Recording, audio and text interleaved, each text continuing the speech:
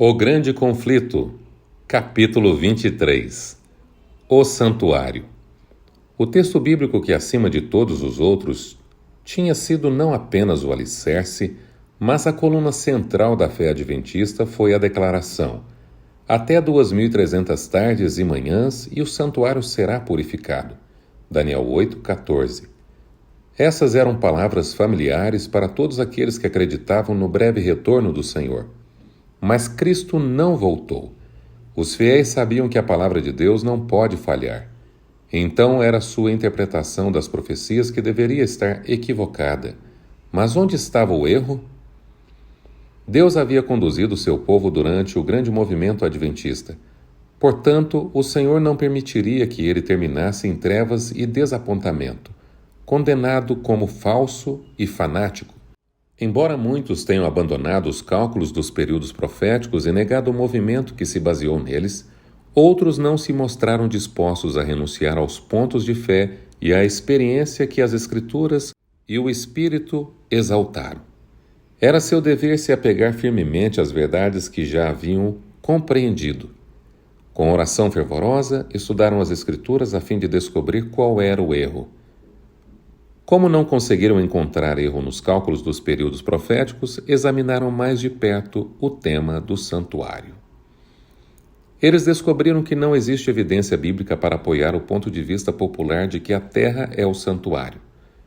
No entanto, encontraram uma explicação completa nas Escrituras sobre o santuário, sua natureza, sua localização e seus ritos. Ora, a primeira aliança tinha regras para adoração e também um santuário terreno. Foi levantado um tabernáculo na parte da frente, chamado Lugar Santo, e estavam o candelabro, a mesa e os pães da presença. Por trás do segundo véu havia uma parte chamada Lugar Santíssimo, onde se encontravam o altar de ouro para um incenso e a arca da aliança, totalmente revestida de ouro. Nessa arca estavam o vaso de ouro contendo maná, a vara de Arão que floresceu e as tábuas da aliança. Acima da arca estavam os querubins da glória, que com sua sombra cobriam a tampa da arca. Hebreus 9, 1-5. O santuário era o tabernáculo que Moisés havia construído por ordem de Deus como morada terrena do Altíssimo. E farão um santuário para mim, e eu habitarei no meio deles. Êxodo 25:8. Foi a instrução que Deus deu a Moisés. O tabernáculo era uma estrutura magnífica.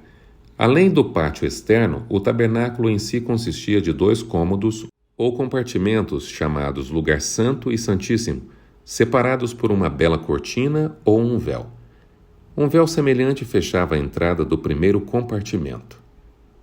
Conforme o modelo, no Lugar Santo ficava um candelabro ao sul com 7 lâmpadas iluminando tanto de dia quanto de noite. No lado norte estava a mesa onde ficavam os pães da propiciação. Em frente ao véu, separando o Lugar Santo do Santíssimo, havia um altar de incenso feito de ouro, do qual uma nuvem de fragrância, com as orações de Israel, acendia todos os dias diante de Deus. No Lugar Santíssimo estava a arca, um baú revestido de ouro, a qual continha as tábuas com os 10 mandamentos. Acima da arca ficava o propiciatório com 2 anjos feitos de ouro maciço. Nesse compartimento, a presença divina aparecia numa nuvem de glória entre os querubins. Depois que os hebreus se estabeleceram em Canaã, o tabernáculo foi substituído pelo Templo de Salomão.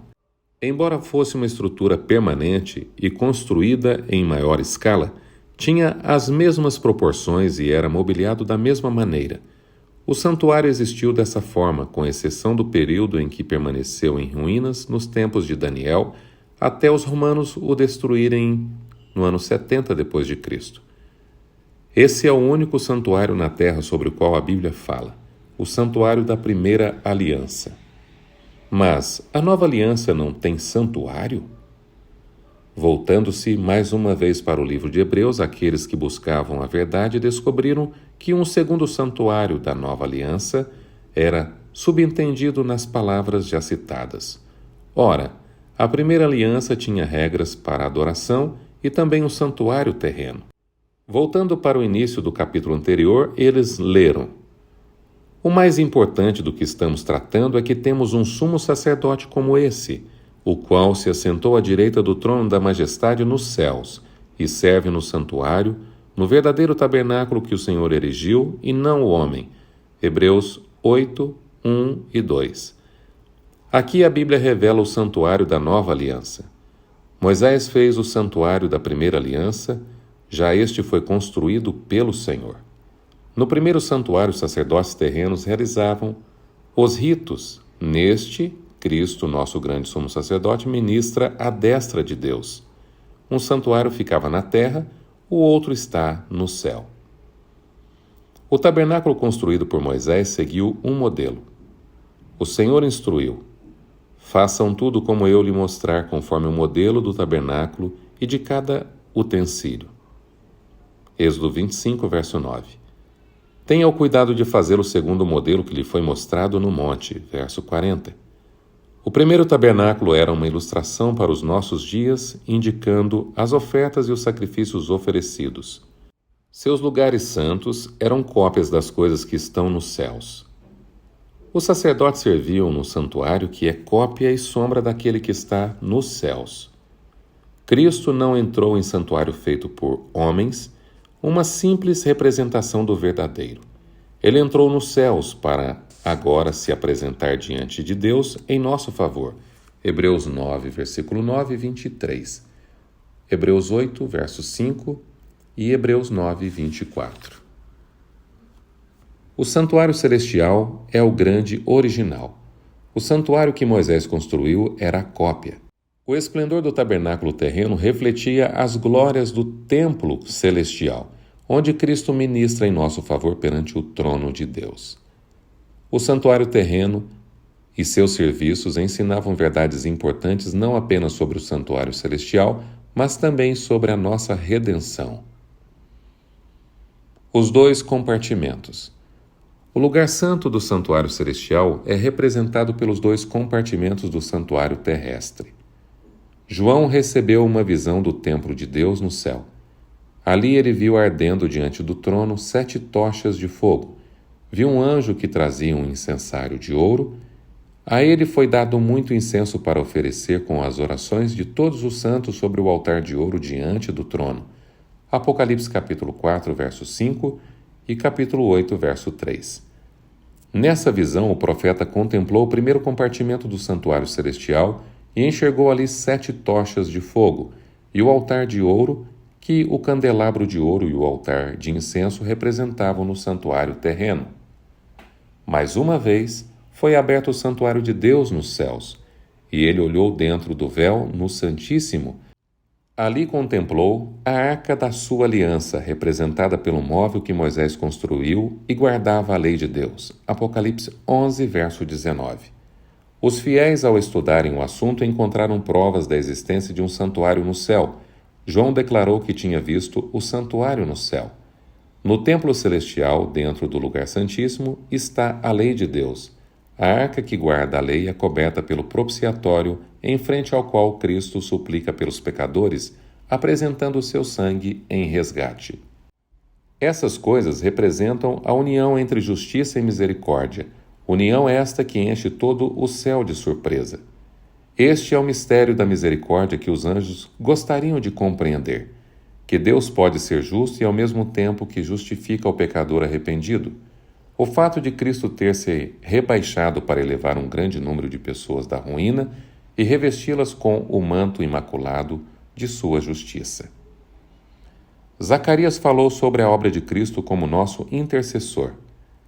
Ele construirá o templo do Senhor, será revestido de majestade e se assentará em seu trono do Pai para governar.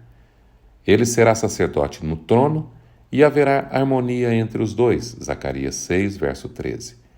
Ele construirá o templo do Senhor.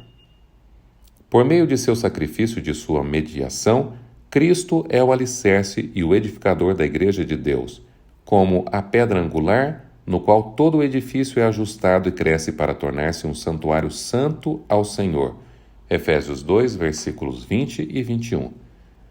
Será revestido de majestade.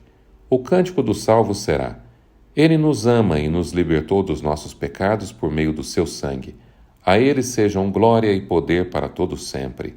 Apocalipse 1, versículos 5 e 6. E se assentará em seu trono para governar, ele será sacerdote no trono. O reino da glória ainda não chegou. Somente quando a obra de mediador de Cristo terminar, Deus lhe dará um reino que jamais terá fim. Lucas 1, verso 33. Em seu papel de sacerdote, Cristo não se assentou com o Pai no trono. Diante do trono está aquele que tomou sobre si as nossas enfermidades e sobre si levou as nossas doenças. Como nós, passou por todo tipo de tentação, porém sem pecado, a fim de poder ser capaz de socorrer aqueles que também estão sendo tentados. Isaías 53, verso 4. Hebreus 4, 15 e 2, verso 18. As mãos feridas, o lado traspassado, os pés marcados rogam pela humanidade caída, cuja redenção Jesus comprou pagando um preço tão elevado. E haverá harmonia entre os dois. O amor do Pai é a fonte da salvação para a raça perdida. Jesus disse aos discípulos: o Pai os ama, João 16, 27. Deus em Cristo estava reconciliando consigo o mundo, segundo Coríntios 5, 19. Deus tanto amou o mundo que deu seu Filho unigênito, João 3, 16. O mistério é solucionado. O verdadeiro tabernáculo no céu é o santuário da nova aliança. Quando Cristo morreu, o ritual simbólico do santuário terreno terminou. Uma vez que Daniel 8,14 se estende até a nossa era, o santuário a qual se refere precisa ser o santuário da nova aliança. Por isso, a profecia até 2.300 tardes e manhãs e o santuário será purificado aponta para o santuário celestial. Então, o que seria essa purificação do santuário? Seria possível haver alguma coisa no céu que necessitasse ser purificada? Hebreus 9 ensina com toda clareza a purificação tanto do santuário terreno quanto do celestial.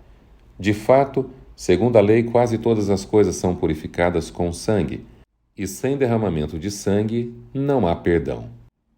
Portanto, era necessário que as cópias das coisas que estão nos céus fossem purificadas com esses sacrifícios, mas as próprias coisas celestiais com sacrifícios superiores.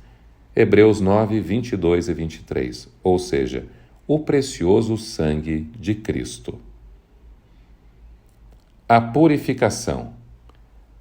A purificação no cerimonial verdadeiro no céu deveria ser realizada por meio do sangue de Cristo. Sem derramamento de sangue não há remissão. A remissão ou descarte do pecado é a obra a ser realizada. Como pode então haver pecado conectado ao santuário celestial? Podemos encontrar a resposta olhando para o cerimonial simbólico, uma vez que os sacerdotes terrenos serviam na cópia e sombra daquele que está nos céus. Hebreus 8, verso 5. A ministração no santuário terreno consistia em duas partes. Os sacerdotes ministravam todos os dias no lugar santo, ao passo que, uma vez por ano, o sumo sacerdote desempenhava uma obra especial de expiação no Santíssimo, a fim de purificar o santuário. Dia após dia, os pecadores arrependidos levavam suas ofertas, colocavam as mãos sobre a cabeça da vítima, transferindo os pecados de si para os sacrifícios inocentes. Então os animais eram mortos. A vida da carne está no sangue, Levíticos 17, verso 11. A quebra da lei de Deus exigia a vida do transgressor. O sacerdote levava o sangue que representava a vida do pecador, cuja culpa a vítima carregava, para dentro do lugar santo e o aspergia em frente ao véu, atrás do qual estava a lei que o pecador havia transgredido. Essa cerimônia transferia o pecado de maneira simbólica para o santuário. Em alguns casos, os sacerdotes não levavam o sangue para o lugar santo, mas comia a carne do sacrifício. Ambas as cerimônias simbolizavam a transferência do pecado do pecador arrependido para o santuário.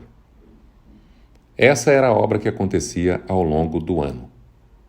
Os pecados de Israel eram transferidos dessa maneira para o santuário e se tornava necessário um rito especial para removê-los. O dia da purificação. Uma vez por ano, no grande dia da expiação, o sumo sacerdote entrava no lugar santíssimo para a purificação do santuário. 2 bodes jovens eram trazidos e se lançava sorte sobre eles. Uma para o Senhor e outra para o bode emissário. Levíticos 16, verso 8. O bode para o Senhor era sacrificado como oferta pelos pecados do povo, e o sacerdote levava o seu sangue além do véu e o aspergia em frente ao propiciatório e também no altar de incenso logo à frente do véu. Então colocará as 2 mãos sobre a cabeça do bode vivo e confessará todas as iniquidades e rebeliões dos israelitas, todos os seus pecados, e os porá sobre a cabeça do bode. Em seguida enviará o bode para o deserto, aos cuidados de um homem designado para isso. O bode levará consigo todas as iniquidades deles para um lugar solitário. E o homem soltará o bode no deserto, Levíticos 16, 21 e 22. O bode emissário nunca mais entraria no acampamento de Israel. A cerimônia tinha o propósito de impressionar os israelitas quanto à santidade de Deus, o seu ódio ao pecado.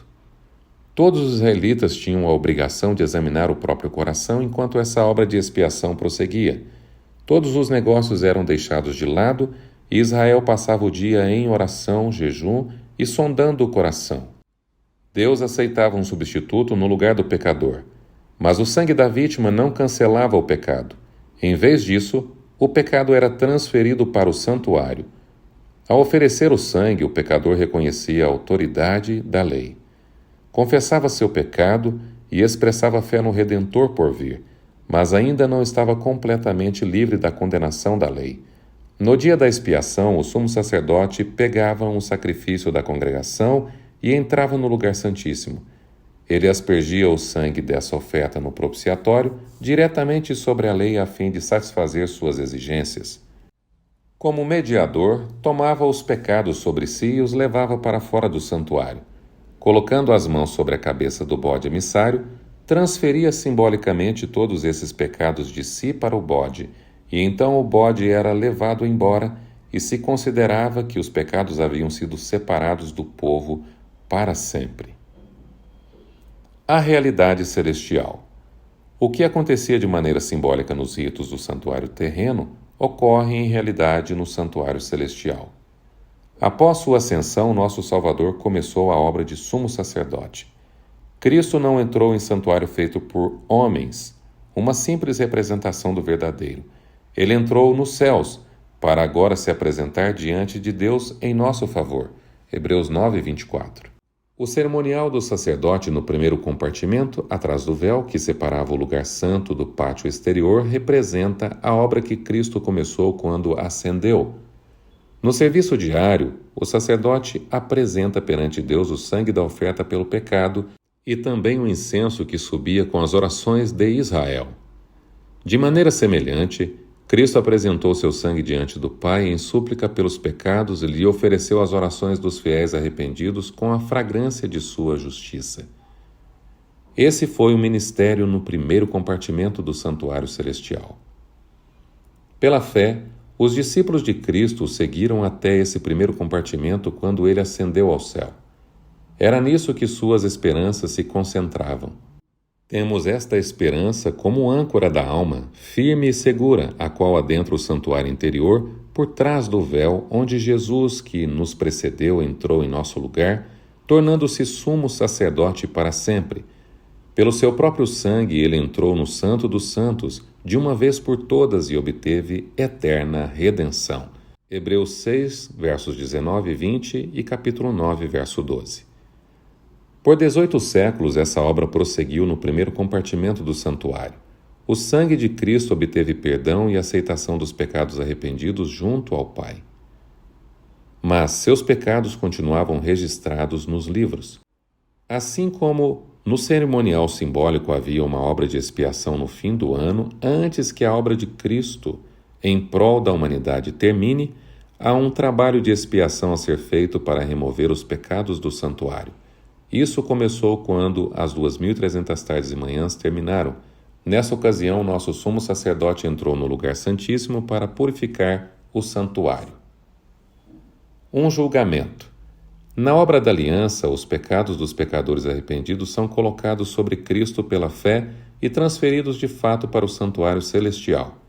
Assim como a purificação simbólica do santuário terreno era realizada por meio da remoção dos pecados que o poluíam, a purificação verdadeira do santuário celestial ocorre pela remoção ou pelo pagamento dos pecados registrados ali. No entanto, antes que isso aconteça, deve haver um exame dos livros de registros para determinar quem, por meio de arrependimento e fé em Cristo, tem direito aos benefícios de sua expiação. Logo, a purificação do santuário envolve uma obra de investigação, uma obra de juízo, antes da vinda de Cristo. Pois quando ele vier, sua recompensa estará consigo para dar a cada um segundo as suas obras. Apocalipse 22, verso 12. Assim, aqueles que seguiram a luz da palavra profética viram que, em vez de vir à terra no fim das 2300 tardes e manhãs, em 1844, Cristo entrou no lugar santíssimo do santuário celestial a fim de realizar a obra final de expiação em preparo para a sua vinda. Quando Cristo, pelo poder de seu sangue, remover os pecados de seu povo do santuário celestial no término de sua ministração, ele os colocará sobre Satanás, que suportará a pena final. Da mesma forma, Satanás será banido para sempre da presença de Deus e de seu povo. Sua existência será apagada na destruição final tanto do pecado quanto dos pecadores. O fim do capítulo 23 do Grande Conflito.